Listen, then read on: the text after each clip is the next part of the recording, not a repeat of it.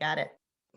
Hi, everybody. This is Kathy L. Murphy, the Pulpwood Queen, reporting live from our little cabin in the woods, Murphy's Law, here in East Texas. And we're going all the way to Malibu, California, because we have one of our favorite people who, there were so many people singing your praises today, Claire Fullerton. I hope your ears are really burning because I can't believe how many people you've introduced to the Pulpwood Queen Book Club Reading Nation.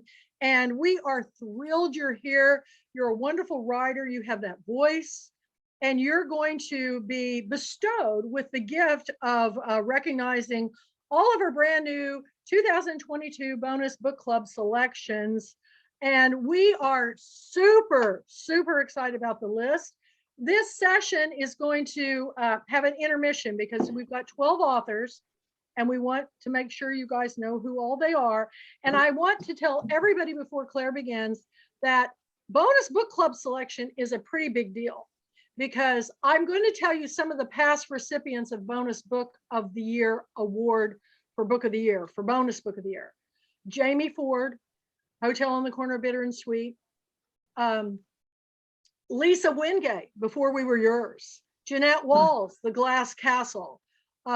Catherine Stockett, The Help. I mean, the list goes on and on. So being a bonus book club selection is it's a big deal. And the fact that the bonus book club selection authors and all of our authors that we picked this year, we had over 1,200 and some books sent to us. So you're all winners in our opinion for getting selected. So without further ado, I'm turning it over to Pulpwood Queen, Claire Fullerton of Malibu, California. Thank you so much. What a pleasure to be here. It's so great to see everybody. And Kathy, I'd like to reiterate exactly what you said, which is the bonus picks really are, as they say in Louisiana, a lagniappe, meaning a little something extra, an extra gift. And they are, and it is extremely competitive. And so congratulations to everybody whose name and whose book I'm going to read as soon as the telephone disengages. I've got mine still turned off, okay? As soon as we turn off the interference. But seriously, congratulations to everybody. And it is my pleasure and my honor to read the following list.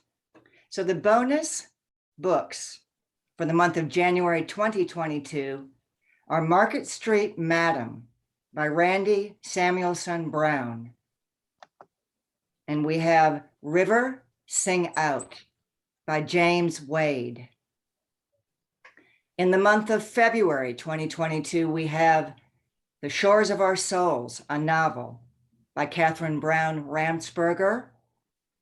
And second, we have Sugar Baby and Other Stories by the author River Jordan. In the month of March 2022, the bonus books are Wayland by Rita Sims Quillen and What Seems True by James Garrison.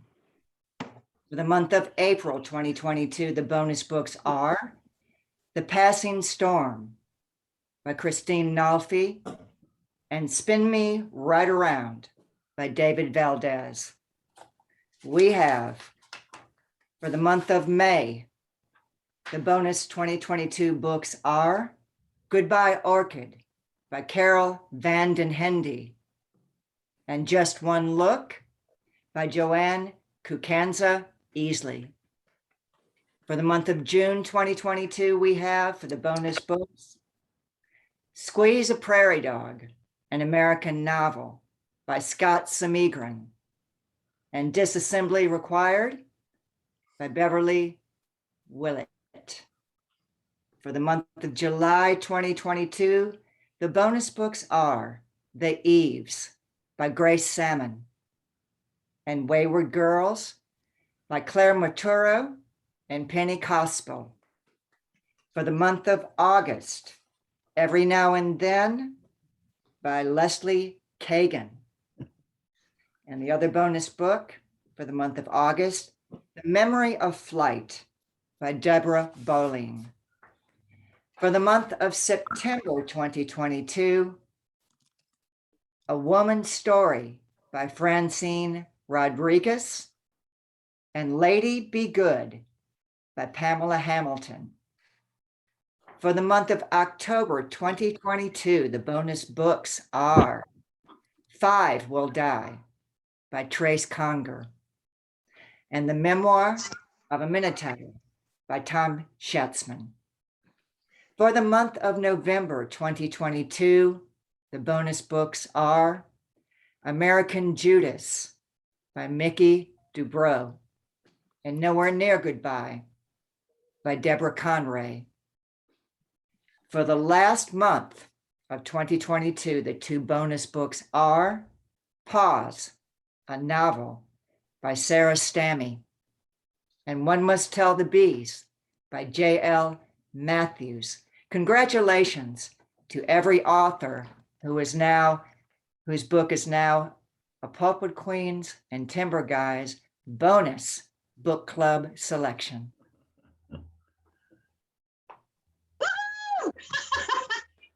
We're back on because I gotta go, woohoo! You go! It is. And Thank you. Kathy, on Everybody, this, we're really on this- excited. Kathy on this description did invite all of us here to ask any questions of these authors whose names I've just read. And if anybody would like to tell just a little bit about these bonus books, because again, it really is an honor to be a bonus book club selection. Why don't we begin with the first six? The first, Okay, first, not six, the first 12. And then we're gonna have an intermission after 45 minutes and then we'll do the rest of them. So very good. how's that? Does that way it'll keep it less confusing. It's a wonderful And raise idea. your hand and say your name when you're commenting. Okay, here we go. Okay. Anybody want to begin? Tell a story, tell what their book's about quickly. Well, why don't you, let's see who's here. So I don't have my list in front of me. Claire, you have the list, so you just Yes, keep them going. Just start down Okay. the With list. January. Yeah.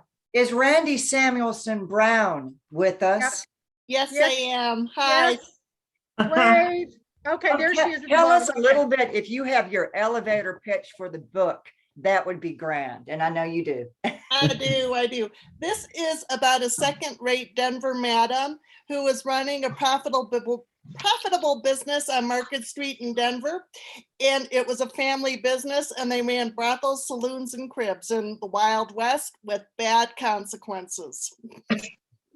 And tell where you're from, Randy, because she's been joining our book club meetings and she has a fabulous home. So go ahead. I am from Denver, Colorado, and I actually know some of the descendants of Annie Ryan in this book, and that's Oh, how I wow. started writing the story and wondering Oh, cool. about it. So thank you for having me. I'm honored and thrilled, and everybody's done such a great job, and everybody's so welcoming and positive. It's like, yay. Congratulations, Randy. That's wonderful. And I wonder if James Wade is with us. Yes. James River, Sing Out. Can we hear about that? Yes, ma'am. Hey, thank y'all for having me. I'm so delighted to be a part of this great list with all of you great authors. River Sing Out is my second novel. It came out this past summer and it's set in East Texas and is about kind of the links that we'll go to find opportunity and escape the cycles of poverty and abuse. And it's a heavy novel, but it has quite a bit of hope and hopefully some poetry and some beauty, and y'all can find something that you like in there. And I just really am thrilled to be here and thrilled to be visiting with all of y'all. So I'm happy to take any questions down the line and just have fun tonight. So thank y'all again. So great to meet you. That's a wonderful book cover you have. And Robert Gwaltney, whom we all love, and we take his word for everything, has in the chat section said it is a beautiful book. And so we take you seriously, Robert. Thank you for that.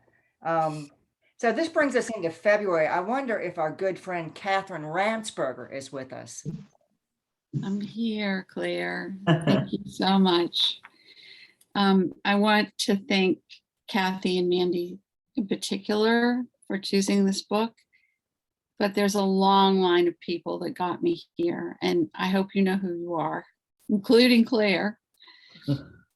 So the name of my book is The Shores of Our Souls. It's 1981 in Manhattan. A young woman from the American South and a man from Beirut fall in love. But the sparks that fly are as much from societal judgment, spinning all around them as their immediate attraction. And their love is only going to be able to hold through all the cultural chaos if they share their secrets with each other. Hold on to your seats, because we don't know until the end whether they do or they don't. Kasim has never known peace. What he doesn't know is that Diana hasn't either. They're both battling family responsibilities, ambitious career obligations, and societal expectations, which they fear sharing with one another. Kasim must choose between love and country. Diana must choose between love and career. But if they trust each other and share that they're both struggling to keep family loyalties that preclude them from being together, they could begin moving closer together instead of further apart on that bridge. But first, they need to trust and love themselves. And that's the premise of The Shores of Our Souls. Thank you again. I'm so honored. Thank you so much, Fantastic. Kathy. And Mandy Hayes is so cute. Y'all can just hear her Can't during stand it. chatting. She's saying, I'm so excited about this list. I can't stand it. I have to tell you all, I'm interrupting just a second. I've got my friend Barbara sitting with me, who's a Pulpwood Queen, who brought me dinner and who does all my mailings. And when James Wade spoke, she goes, is that guy from Texas? I mean, we're East Texas, so we know who we are, okay? Yeah, because you're not good looking, Mr. Wade, or any of that. And so we all kind of act like it didn't matter. Hard act to follow, man. Yeah, we're not talking about you at all. We talk behind your back because you're an author and we take you seriously. So I'm wondering if we have the pleasure of the company of River Jordan with us this evening. I don't think so. I don't think River's here. Okay. No. Well, Maybe she'll pop in later, okay? well, you know what Mandy Haynes could do for us. Absolutely. She was instrumental in the creation of this assembly. So Mandy, just a brief word on Sugar Baby and Other Stories, if you will. It is one of the best short story collections, like Southern short stories, that I have read in a long time. And I love short stories. You know, I love her writing. Everything she writes, but I missed her fiction so much. You will laugh, you'll cry. I mean, you'll stop mid-sentence and you'll have to take a minute on almost That every is so story. true. Claire. That is so true.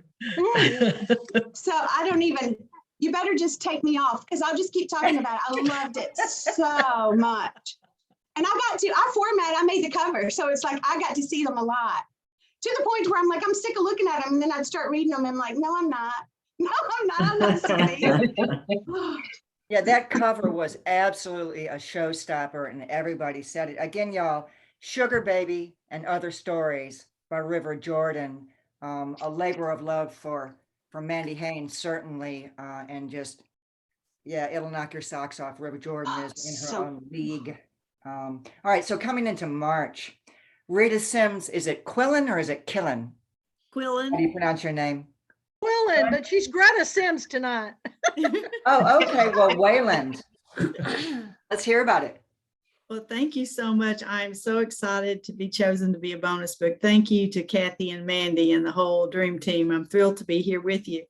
Wayland, my assignment for myself with this book was I wanted to do something I had never done before. That was create the ultimate evil character, truly evil, and introduce him to the world of my characters, this really sweet, wonderful, put upon Appalachian Mountain family who had already been through so much. This is a sequel. The first book is called Hiding Ezra.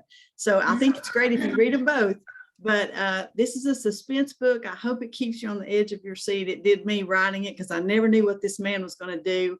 He was so dangerous. so much fun to create. I know that sounds crazy, but writers understand when you say it was so much fun to create this evil person. And you got an endorsement from, who did you get an endorsement from on Wayland? Just Ron Rash and Wow. Mark Oh my Powell gosh. and Jim Minnick. So yeah, I've been really blessed with this book. It was a great experience, a lot of fun to write. So For I'm those thrilled that to don't read it. know, Ron Rash, she is a Pulpwood Queen favorite. In fact, he's a poet turned novelist, and he And teaches. yeah, he and I have been friends, good friends, for way before he was famous. We were the only two community college poets we knew back in the day. And so we've always tried to cheer each other on. He's been so kind to me, and he's written intros and little things for my earlier books as well. So he is absolutely one of my favorite human beings, not just writers, but he is an amazing, wonderful person, just so kind and generous. Yes. Yeah, well, that's like having God endorse your book. In my It really is to the I Pulpwood agree. Queen. It's going to take me a while to get over that one. Oh, yeah. Okay, well, nice to meet you. Thank you. What Nice to Seems meet you True by too. James Garrison. I wonder if James is with us. He's right there. Hi, Jim.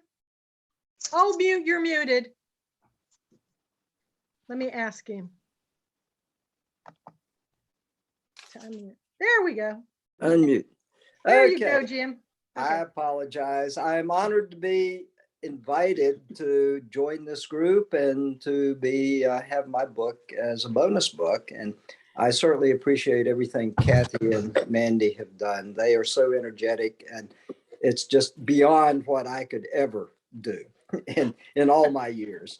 But What Seems True was inspired by the murder of the first Black supervisor in a Texaco refinery on the Texas Gulf Coast in 1979. I was there when the Texas Ranger came to investigate. At that time, I was an attorney for Texaco Inc., and I was in the refinery. Pretty soon, 2 employees confessed to the murder. No, 2 employees were arrested. 1 confessed. I admit it, he did it. But the employee who confessed never testified and will never testify. The shooter has never been tried or convicted. So this was 1979. After all those years, I came to my 3rd novel, and this has been bugging me. You know, I've been thinking about this. I still have some of the material. I got involved in the investigation tangentially, not in the way the book has it. But as I came up with the fictionalized version, there was never any doubt as to who did it, why they did it. What I was interested in was the relationships, the motives, and the dynamics, not only among the people involved, the employees, the supervisor, but the entire workforce. The union, management is a very conflicted time.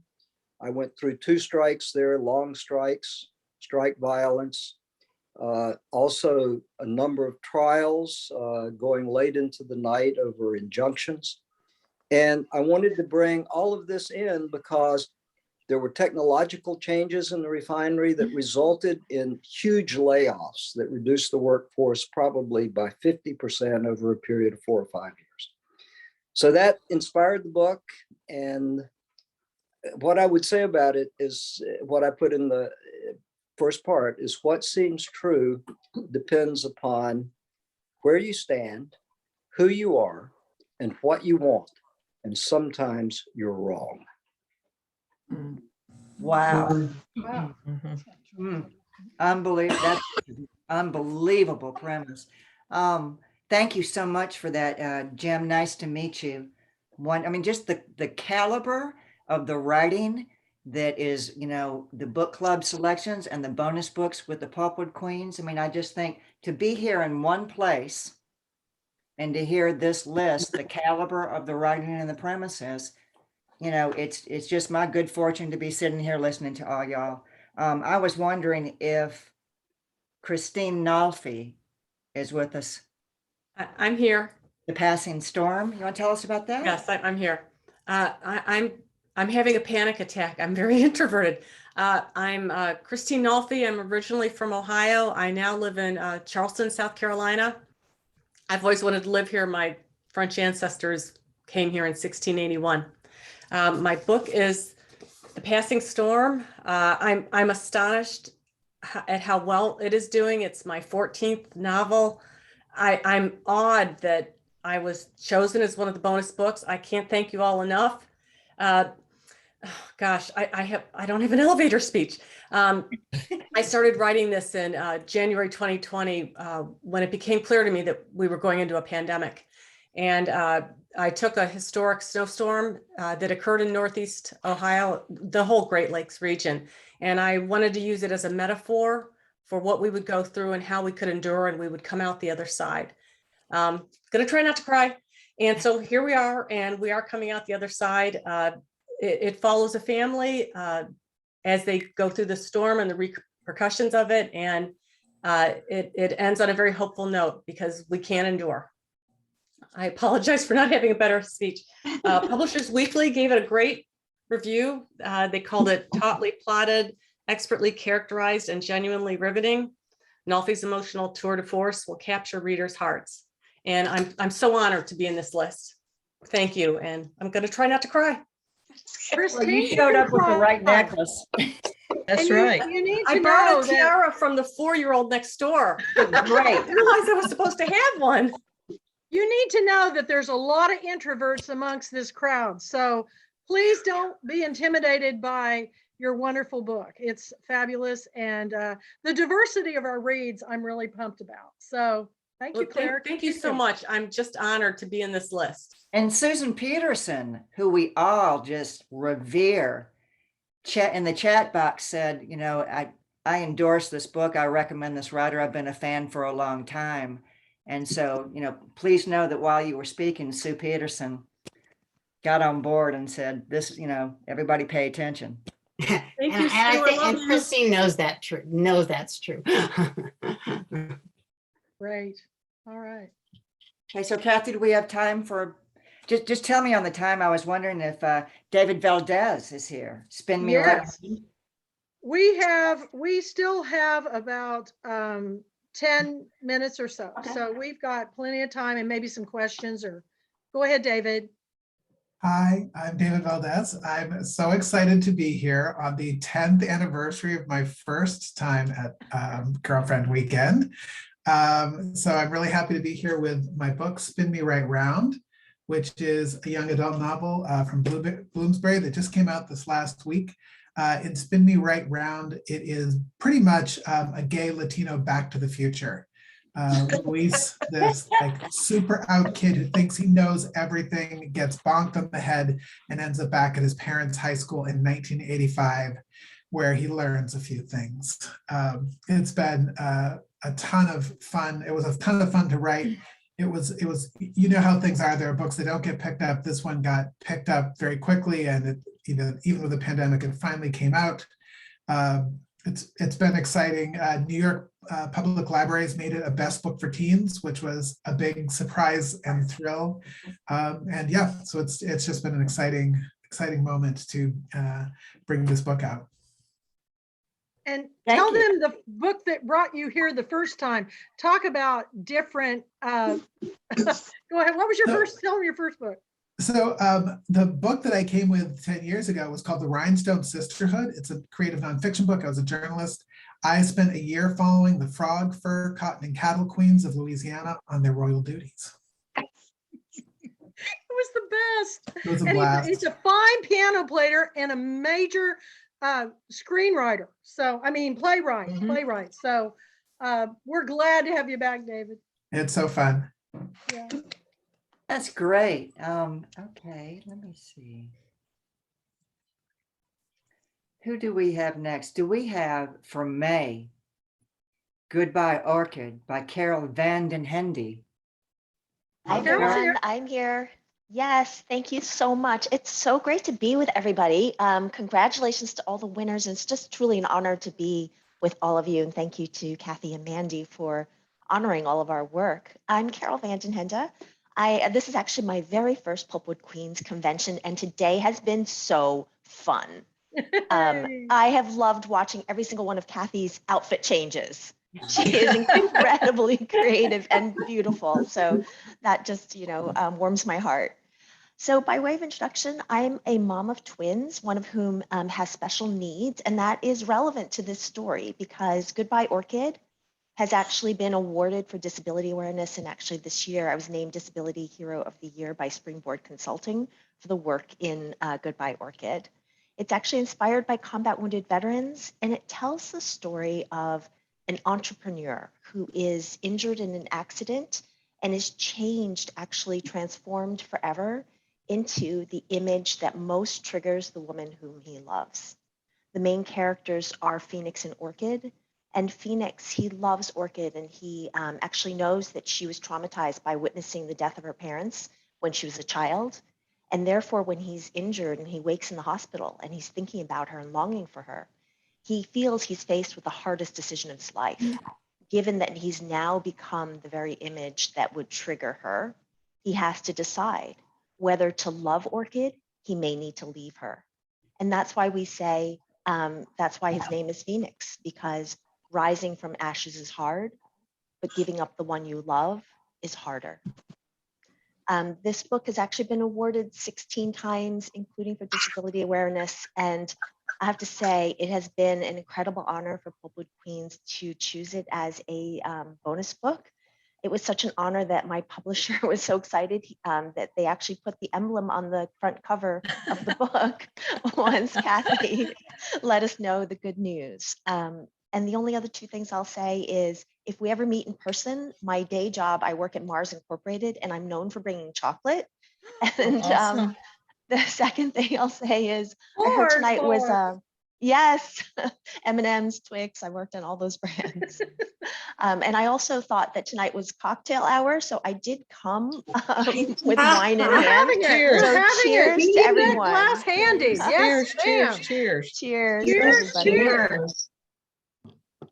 Fantastic. Boy, does she fit right in with all of us. This is great. I have my tiara on. That's right. Oh, this is so great. I'm having the best time. So Joanne Kukanza Easley, are you with us? She's somewhere. I'm here. Suzanne? Yes. I'm here. Hey, And be Tell us sure about to And tell I've got my everybody. book, Just One Look. And I put my own album. I ordered some stickers because I'm so proud of being a selection at the Pulpwood Queens. I want to thank Kathy and Mandy. I'm so happy to be here. Just One Look is the story of Danny Merrick. It starts in 1965 Chicago, when she falls in love with a tall, dark, handsome stranger transplanted from Tennessee. And they set off on a love that she is certain going to last forever. And then she's heartbroken when he's killed in Vietnam. And rather than deal with her grief, she goes on a years-long crusade of hurting herself and hurting others until she finally gets a second chance of love. So it's about all different kinds of love: first love, lost love, second love, sisterly love, and motherly love too. And I just have to read the blurb that Claire Fullerton wrote for this book. When the astonishing blend of tenderness and realism, Just One Look suggests, when it comes to love, all things are relative. In an engaging, deep-seated story, the hurt of the past haunts both present and future, but author Joanne Easley guides us with a laser-sharp insight into that which moves us forward. I was just so thrilled to have her write a blurb for me, and Johnny Bernhardt wrote a blurb for my book too. And I'm just delighted to be here in the company of these wonderful authors. And thank you so much for the opportunity. Thank you, Joanne. thank you. And this is the beauty of the Pulpwood Queens. Although everybody at the last girlfriend weekend when we met in person, 2020, January 2020. It was the best 3 days. I mean, it was such a good time. Joanne and I met and we stood there for 15 minutes and talked about our dogs. We didn't talk about writing. We talked, and I thought, I love you, complete stranger, for the rest of my life. You know, that's just, it's so much fun, y'all. I cannot stress enough that no matter what you've got going on, the next time the Pulpwood Queens is in person, drop what you're doing and go. It's just, you know, the best. Okay, so we have June, Squeeze, A Prairie Dog, an American novel by Scott Samigran. He's not here tonight. He's Oh, not here. okay. He wouldn't be able to be here. Okay. Okay, well, we miss him. And then we have Beverly Willett, or is it Willett? Disassembly Required. She's not here either. Okay. Yeah, she had, It- they all have wonderful excuses. Okay. Okay, well, we love you anyway. Is our buddy Grace Salmon with us? I Yes. am. Oh my God. Tell us about the Eaves. Oh my goodness. First of all, thank you to everybody for being here. Thank you so much, Kathy and Mandy. And Claire, I just want you to read everything because you just like you did the trailer for Robert Gwaltney's book, which Robert's book is amazing. His trailer is phenomenal. And I just feel like I'm at the Academy Awards and I feel honored. So thank you, Claire, for doing this tonight. Speak. What? Tell us about the Eaves. So The Eaves is my fourth book. It's my first novel. My first three books are in the area of education. I've been traditionally published, hybrid published, indie, you name it, I'm all over it. Indie, hybrid, traditional. So The Eaves is the story about this incredibly complex Jessica Barnett, who has given up on her looks and her ambition, but not her vodka and not her lies. And she gets to meet a group of diverse, determined, and sometimes ditzy old women. And when their stories are told, everything changes. I think of it as a coming of ages for all ages. The youngest character is 15, the oldest is 94. And I'm beginning to think of it a little bit like Woman in the Window, a little bit of psychological suspense. And what the heck is wrong with Jessica meets the Golden Girls. That's a good one. That's a good one. Yay. And Grace has a podcast. Do y'all know that? Mhm. Yeah, and yes, you do. Everybody knows that, Grace? Everybody I knows? do, and thank you so many people. I had the privilege today. Thank you so much, Kathy and Mandy, for doing a presentation on the Storytellers. And it's a space that I'm trying to create where people get to talk about the art of storytelling, not necessarily the specific book they've written, although we always touch on that, but it's called The Storytellers. It's on Authors on the Air, Global Radio Network. And I'm really looking to capture not only the why we're telling our stories, but something about us that makes us whole because we tell our stories. And you are a wonderful, wonderful interviewer. You really are. You have just astounding talent, and I applaud you for that. So thank you, Grace. Thank you. All righty. We have, let me see. Wayward Girls, Claire Maturo and Penny Cospel. Are you with us? No, Mandy Mandy was here earlier. Okay. Yeah. All right. Moving along to August, Every Now and Then by Leslie Kagan. Woo! Woohoo, Leslie. I'm here. Yay, I'm there here. she is. Hi. Hi. Please tell us about Every Now and Then. First of all, I have to say I'm sort of beyond honored to be here and get chosen as for the month of August as I just want to tell, well, first of all, I love my book, obviously. I'm a New York Times best-selling author. This is my 9th novel.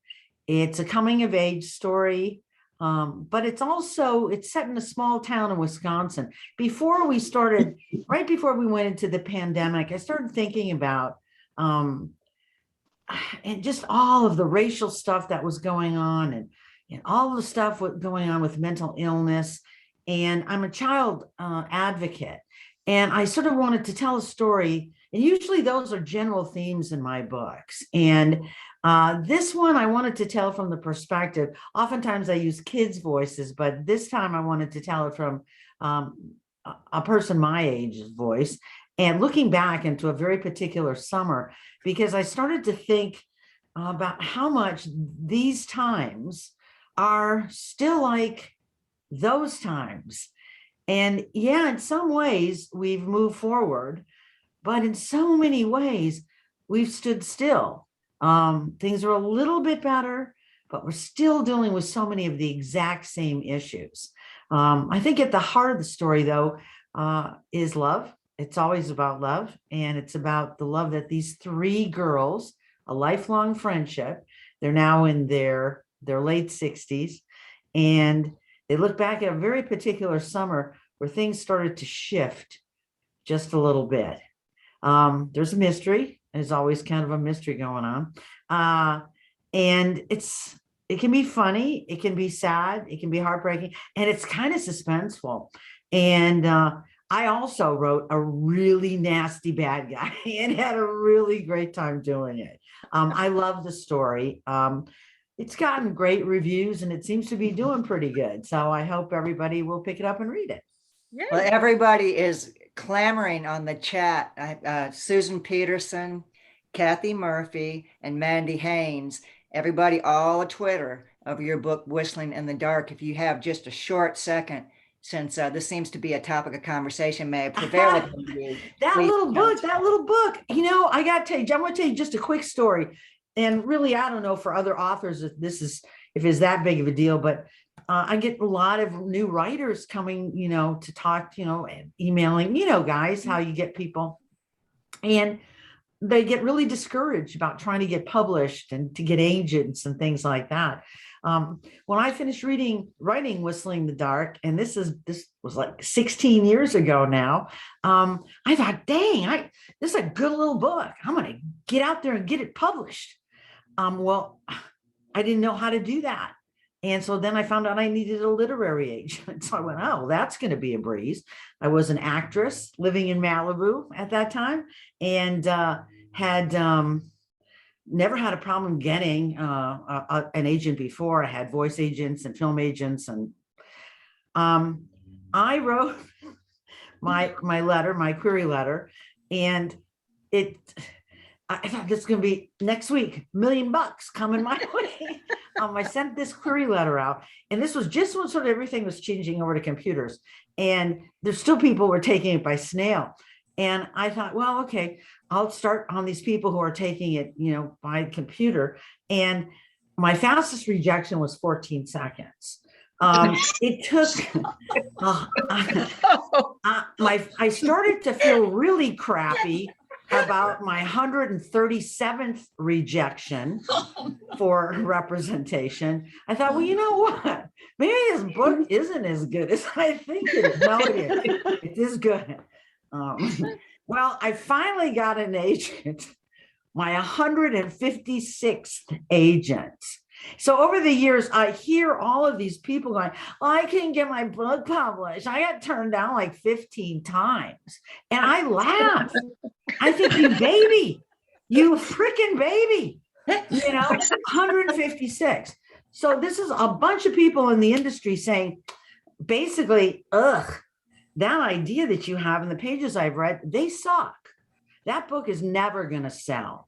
That little book now I think it's in its 17th printing, and it's sold all over the world. And so I always like to tell that story just because you have to understand that the most important part, I think, for writers, I mean, not for us so much, but you guys know, you got to believe in your stuff.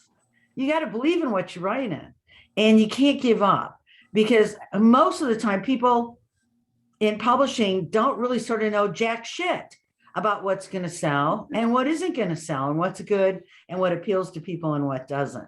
So Whistling, that's my whistling book. And those little girls, boy, they've just gone. I'll tell you, one of the coolest, when it hit the New York Times list, I couldn't believe it. I thought, well, I'm going to have this engraved on my tombstone, and I will. And Kathy Murphy and Robert Gwaltney, y'all, what actress of the Redgrade family does she remind you of? Do you know how? Robert, are you here? Leon? Robert Gwaltney? Yes, I'm here. Yeah, I would What say a Lynn. pretty woman, actress. She smiles like her, and it's the Redgrave family. It's not Natasha Richardson's sister, but it's that family. You know who I'm talking about? Vanessa Redgrave? It's her That's daughter. mother. Oh. Well, as long as it's not her father, you No. know. I'll think of it. And you'll I'll be tell you, sure. you should have seen me at the book and film club when I came as Joanne Woodward. I nailed it, didn't I, Robert? Absolutely. I nailed Joanne Woodward. I'm a You nail chameleon. everybody. Deborah Bowling, are you with us? The Memory of Flight? No. September. Francine Rodriguez. She was here earlier. A Woman's Story is the name of her book. Again, that was September. The other one for September was Lady Be Good by Pamela Hamilton. And she's not here, but they may show up at the next session. It's actually time to wrap it up, Okay. y'all. So what we're going to do is take a 15-minute intermission, and then you can sign on to the one you were on before, Claire. And we're going Everybody to get else sign on to part 2. Sounds good. Go on to I can part handle that. 2 in 15 minutes. 15. So we're going to download this, and because it's being recorded. So we'll see you in 15. Okay. See you in 15. All Bye-bye. right. Thank you. Congratulations, y'all. Awesome.